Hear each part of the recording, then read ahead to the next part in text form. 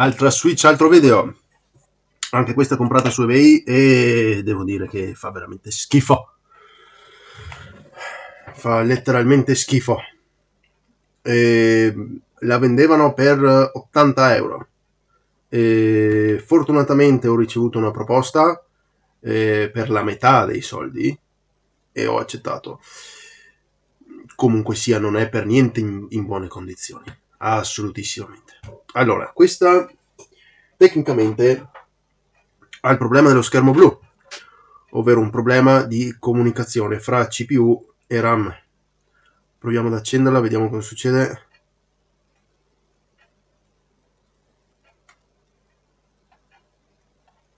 Non sembra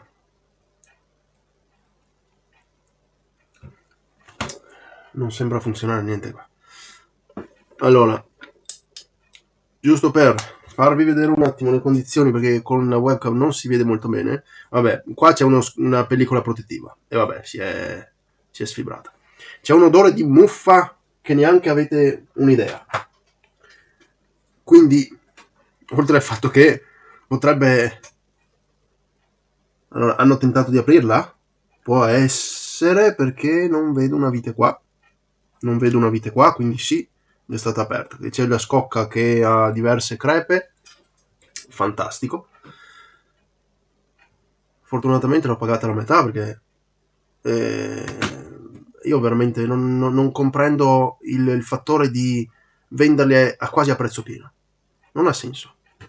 Non so voi, ma io vendono una console, ok, te la mettono lì così, te la presentano bene e poi ti dicono, non si accende, ok. Non ti dicono se è stata smontata. Si vede che è stata smontata, non puoi non dire che non è stata smontata.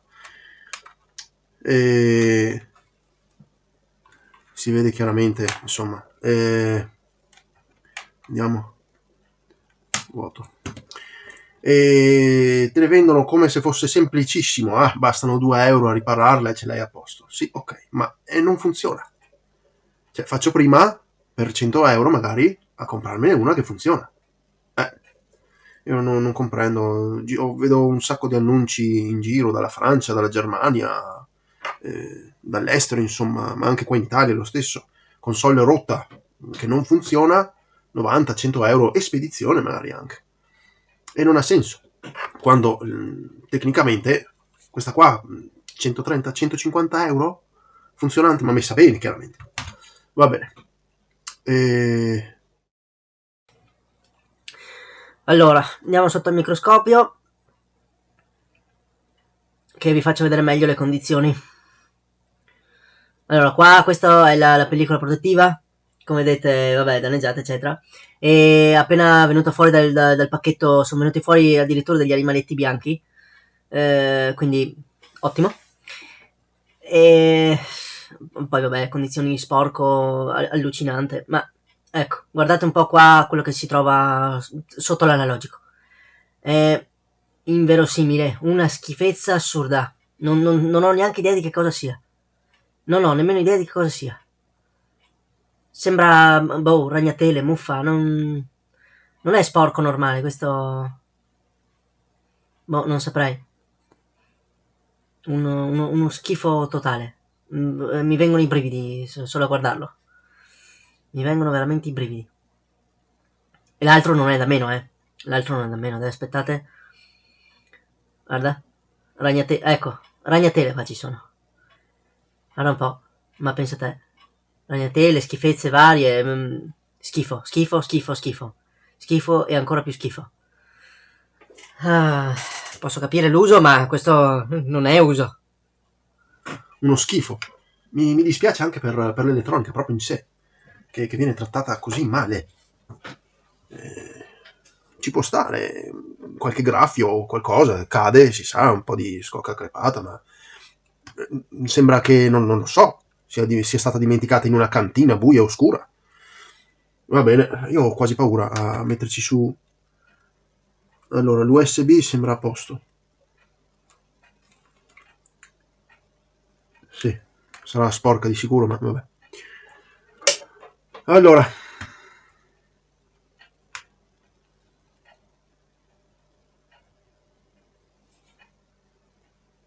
Da questo lato non fa nulla. Ah, ecco. Sì. Schermo blu. Ok, la descrizione almeno è stata accurata. La batteria è completamente andata, non la carica. Va bene. Andiamo a verificare. Scusate, chiamata. Allora, quando stai per fare video è sempre così. Cominci a registrare, poi ti chiama il mondo. Sempre con richieste a destra e a sinistra. Allora, smontiamo e verifichiamo. Qua ci saranno sicuramente gli analogici, non so se pulendoli tornano a funzionare. Qua, ok, perfetto. Qua, ok, qua manca, qua c'è. Gira a vuoto. Ma quanto è bello quando girano a vuoto le viti.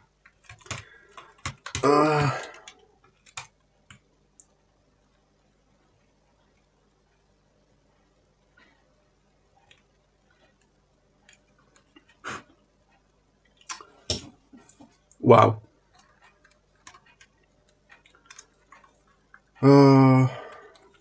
Ok, vediamo cosa si può fare.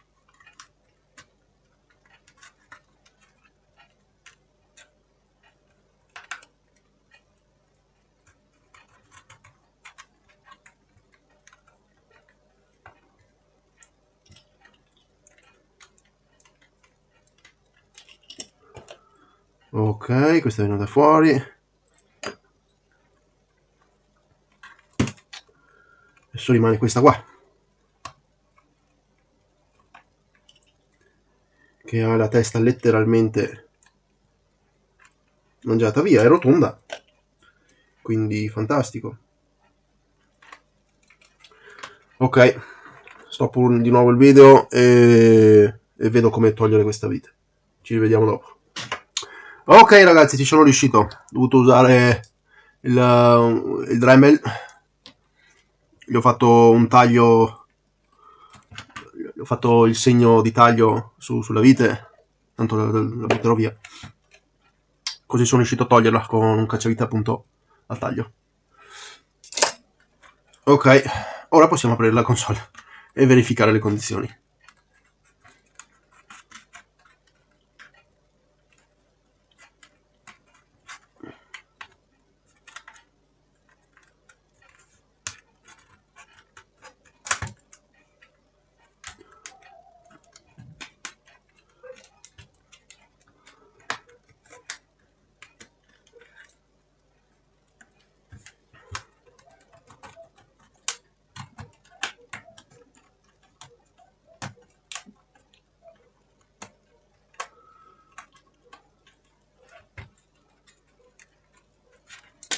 Ecco qua.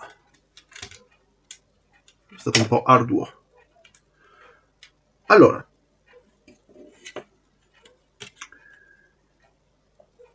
wow. Qui la gommina non è neanche messa bene.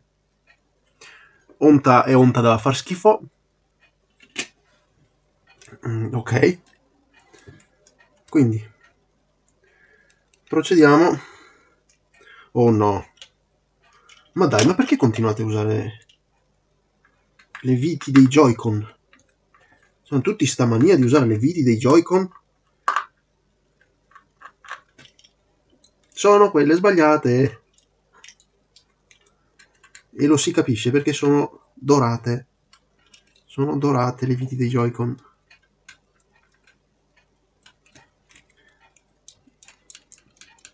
Vanno bene su questa console, ma non per tutti i punti. Non lì. Qua per esempio ci sono appunto quelle dorate. Questa.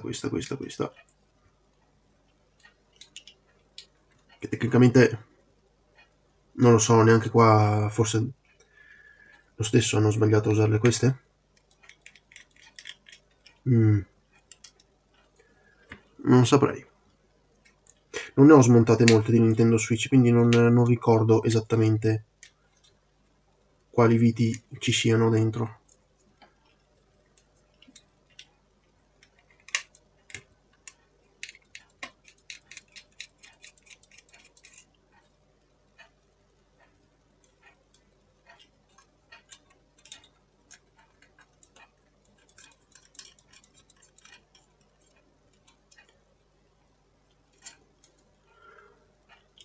Ti prego, fa che non abbiano toccato la CPU.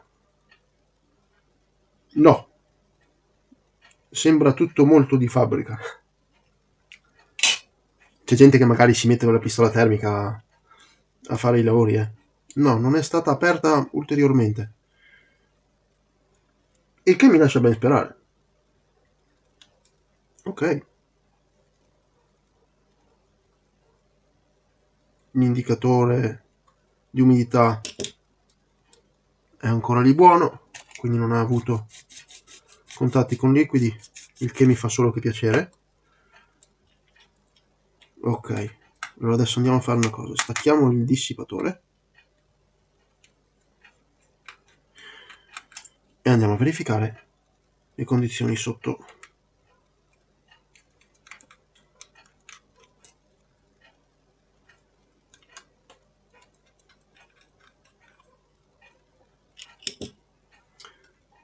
Ok,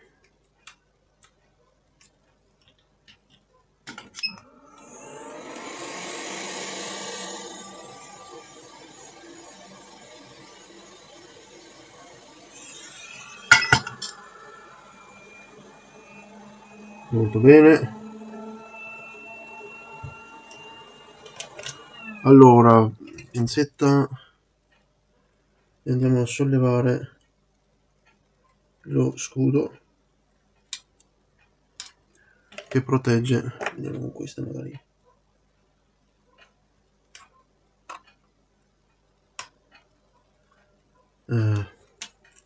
Sempre un po' un casino.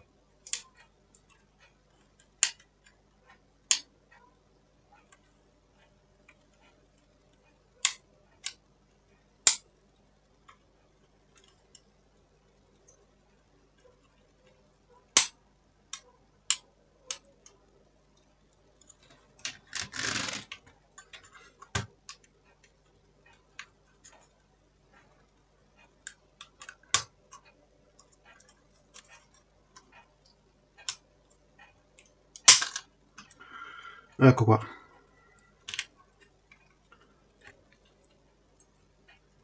Ok. Dopo ci rimettiamo lo scudo, lo riformiamo un attimino, gli ridiamo la forma e ce lo rimettiamo su. Molto bene. Allora, cotton fioc, andiamo a pulire, togliamo questo così fa meno riflettenza, riflette meno la luce. Alcol isopropilico e andiamo a pulire tutta questa pasta termica vecchia.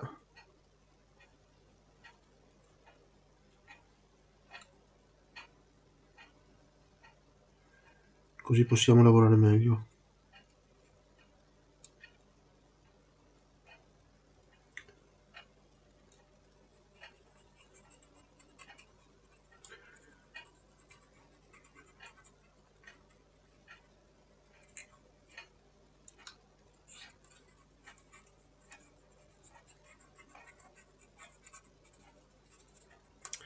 Ecco qua.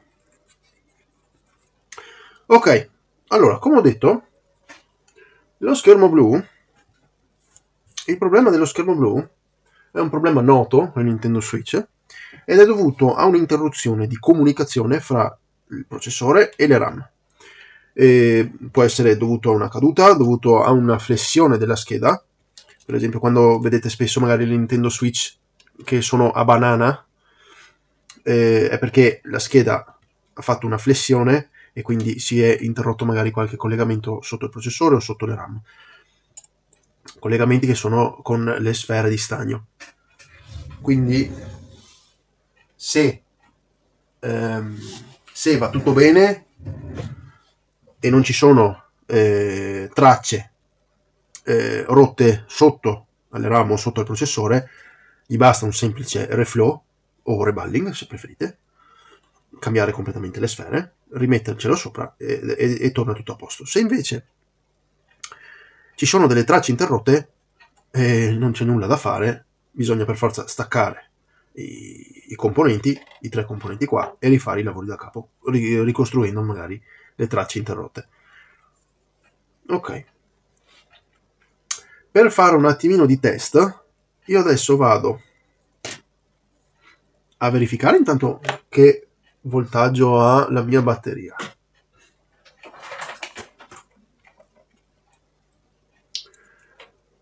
Allora, che voltaggio sei batteria? La mia batteria è a 2,57 volt. Bassa, chiaramente. E allora noi facciamo così. Usiamo il cavo per accenderla e andiamo momentaneamente a premere sopra la prima RAM. Tenendo premuto sopra la prima RAM andiamo, si spera, a ricreare il contatto e a vedere se lo schermo blu si risolve. In questa maniera possiamo, eccolo qua, il simbolino. Ok, quindi la prima RAM è il problema. Il problema sta proprio sotto questa prima RAM. Se io la lascio andare rimane lì così, il che va bene. La lasciamo lì, lasciamo che si carichi anche la batteria finché rimane lì. Quindi è semplicissimo, basta fargli un reflow alla prima RAM e torna tutto a funzionare. Poi vabbè, ci sarà tutta la parte del restauro, gli analogici, la pulizia, il controllo di tutto il resto. Ok, ci vediamo dopo. Ed eccoci tornati qua. Allora, la console adesso è completamente smontata. Ho pulito almeno parte della scocca, così posso riassemblarla più tardi in maniera un po' più pulita. Devo ancora pulire tutti i tasti pulsanti qua che, come si vede, fanno veramente schifo. Aspettate un attimino. Ok, magari così si riesce a vedere meglio. Che fanno letteralmente, prendo le pinzette perché fanno schifo. Schifo. Specie questo è il più messo male in assoluto. Guardate quanta roba che c'è attaccata sopra. Vabbè, gli si dà una bella disinfettata, una bella insaponata, si pulisce bene tutto e poi la si rimonta. Ok, il metodo migliore per fare un reflow su queste schede, visto che sono anche piccole, è questo qua.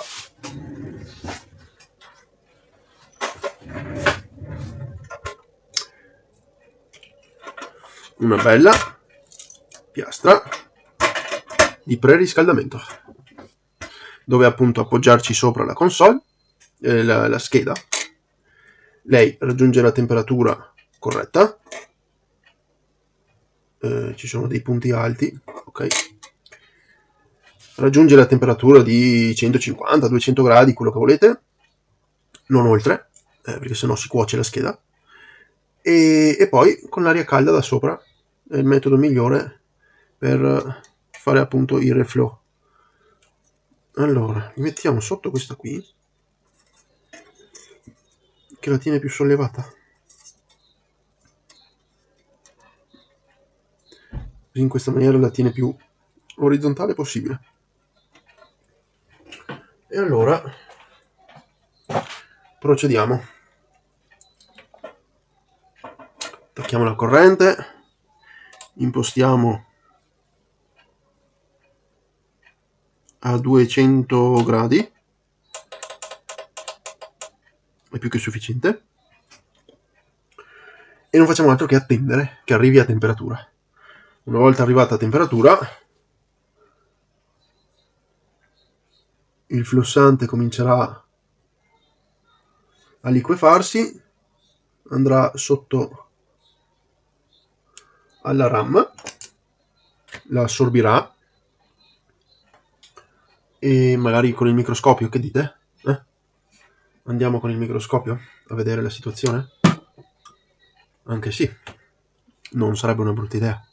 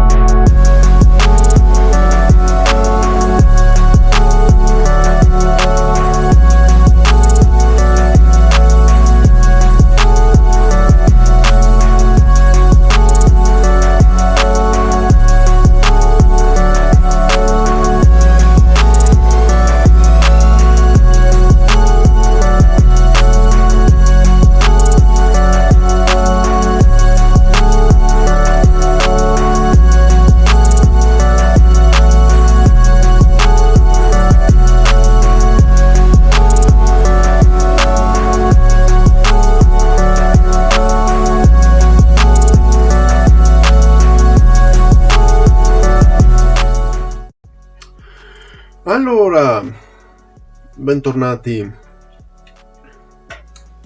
a questa nuova puntata in cui sono riuscito finalmente a mettergli le sfere alla RAM dopo ore e ore di assoluta frustrazione, perché non avendo lo stencil ho dovuto farlo manualmente.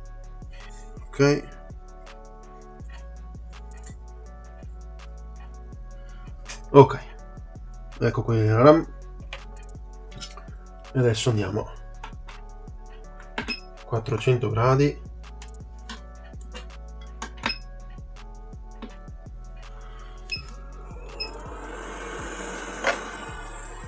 e andiamo a riposizionarla.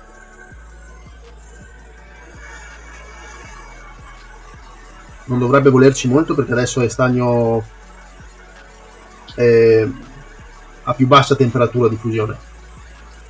Non è stagno senza piombo che fonde a 230 gradi circa, ma è stagno al piombo che fonde a una temperatura di circa 180 gradi, quindi ci mette di meno.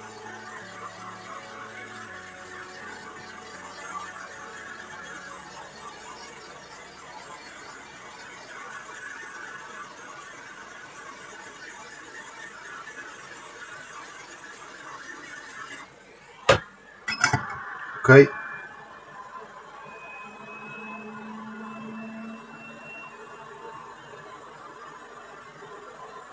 è ancorata, quindi gli possiamo dare una bella dose di flussante sotto, così aiuta la saldatura.